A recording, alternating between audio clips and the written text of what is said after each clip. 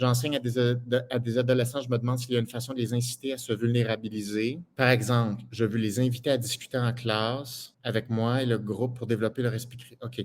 Donc, dans le fond, l'élément principal de la vulnérabilité dont il est question dans la question, c'est les faire discuter. Rapidement, OK, ce qui me vient à l'esprit, c'est qu'il faut leur montrer comment faire. Discuter ou débattre, c'est le fun, si tu sais comment jouer. Des personnes qui ne savent pas comment jouer à un jeu, tu ne peux pas leur demander de se vulnérabiliser dans un jeu inconnu où ils ne savent pas où est le fun, ne connaissent pas les règlements, ne savent pas sont où les points. La communication, il y a une structure là-dedans. Puis c'est comme 1, 2, 3, je fais juste vous apprendre une structure de comment ça marche parler avec des humains. J'explique le jeu. Les étudiants n'ont pas ça. Ils n'ont pas de cours, du moins pour l'instant, en communication structurée. Si on veut qu'ils participent à une discussion, tout ce que leur cerveau va évaluer, c'est moi, je prends un risque de me prononcer, c'est juste un risque, je n'ai pas de renforcement. Fait que ça, c'est un problème qui inhibe la participation. Si vous voulez qu'une personne se mouille, montrez-lui ce qu'elle a à gagner. Montrez les points qu'elle peut faire et suggérez-lui ou elle comment elle peut faire pour faire ces points-là. Donc, moi, ce que je proposerais, c'est en premier, expliquer c'est quoi débattre de quelque chose, expliquer c'est quoi le but qu'on recherche et expliquer le fun, il vient d'où là-dedans. Et là, on peut parler de ça. Ça, c'est la première chose. Donc, je pense qu'il faut en parler. La deuxième chose, c'est que vous devez faire un exemple. Mettons que vous voulez inciter un débat, inciter une position. Il faut se mettre dedans. Il faut avoir le goût d'être dans une arène où on discute. Puis un débat, c'est une communication, mais on sait qu'un débat, on sait qu'on n'est pas d'accord, par exemple, ce qui est 90% des conversations, mais quand même. OK. Mais mettons que vous voulez inciter une personne à jouer à quelque chose. Ça leur prend une démonstration. Mettons que vous dites les règlements, les personnes disent comme OK, montre-moi donc, montre-moi. Qu'est-ce que ça veut dire? Donc, ça veut dire que vous, comme prof, vous devez vous mouiller avant. C'est vous qui devez vous montrer comment vous mouiller à vos étudiants.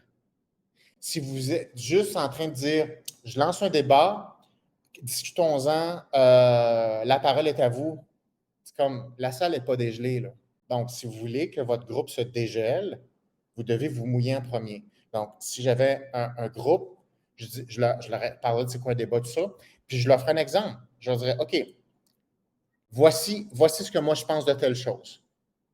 Puis là, vous devez être dedans. OK? Vous devez vraiment le faire, ce que vous voulez que les gens, que vos élèves ou les gens, peu importe vos élèves, le groupe à qui vous parlez, vous voulez impliquer un groupe, OK? On s'en fout, là, c'est un élève ou des élèves ou pas. Vous voulez qu'un groupe embarque avec vous, montrez la voie en premier. Donc, vous montrez comment vous vulnérabilisez là-dedans. Vous devez faire le premier pas. Donc, vous pouvez commencer à parler de qu'est-ce que vous pensez, vous, de cette question-là? Puis là, vous vous lancez là-dedans, puis vous réfléchissez à haute voix, puis vous dites ça, puis vous dites un point, puis les gens vont vous écouter, vont vous dire OK, elle a du fun. C'est comme. Puis là, plus les gens sont absorbés, ils vous écoutent, ils arrêtent de penser à eux et leur peur, ils rentrent dans la discussion, ils rentrent dans votre sujet, vous êtes le modèle de ça, vous êtes intéressant, vous êtes beau, vous êtes belle à regarder. Puis au fur et à mesure qu'ils trouvent ça intéressant, là, ils commencent à avoir des opinions, de dire ah, moi, je ne suis pas d'accord avec ça. Ah, je ne suis pas d'accord avec ça. Ah, ça, je suis d'accord, ça, par exemple. Ah, ça, je suis d'accord. Ah, ça, non, ça, non. Donc là, quand tu réveilles des choses, là les gens sont comme OK, bon, là, j'ai des choses à dire. Là. Mais il faut que ça soit démarré. Donc, le leader d'un groupe va toujours être la personne qui défriche le terrain. Vous ne pouvez pas, tu sais, on parle de l'Afrique hein, dans Psychom Origine, c'est moi qui lead le groupe. C'est pas moi qui vous mette face au lion en premier, puis c'est comme, dites-moi là si c'est correct, gang. C'est comme, c'est moi qui est en avant. C'est moi qui ai une arme. C'est moi qui ai l'expérience. C'est moi qui protège le groupe. Je défriche la voie en premier. Quand c'est correct, ben, je dis au monde, venez-vous-en, puis on vient jouer ensemble. Mais tu ne mets pas le groupe devant toi. Donc, vous voyez ça, c'est un exemple des choses, par exemple, de ce qu'on fait dans Psychom Origine. Tu as une séquence de comment tu amènes les gens à être forts en équipe, relever des défis et avoir du fun. Un débat, une discussion, une communication, c'est exactement la même chose qu'une expédition. Mais, tu sais, des jeunes, ça veut parler. C'est juste que ça a peur. OK? Puis ça a très peur, là, en ce moment. Ils sont un peu inhibés. Mais il faut juste réveiller ça. Le potentiel, il est là. Donc, tu sais, puis vous pouvez parler de ça, de dire, je le sais que vous avez des opinions, vous êtes intelligent, vous avez des choses à dire. Puis peut-être qu'il y en a qui sont gênés de le dire, mais c'est pas parce que vous n'avez pas quelque chose à dire. Tu sais, il faut parler à ce monde-là. Il faut leur dire qu'on le sait, le potentiel qu'il y a en dedans d'eux autres. Ça mérite d'être partagé, ça mérite d'être ensemble. Tu sais, il y a plein de choses qu'on peut faire hein, pour développer un humain, des jeunes, des adultes, peu importe.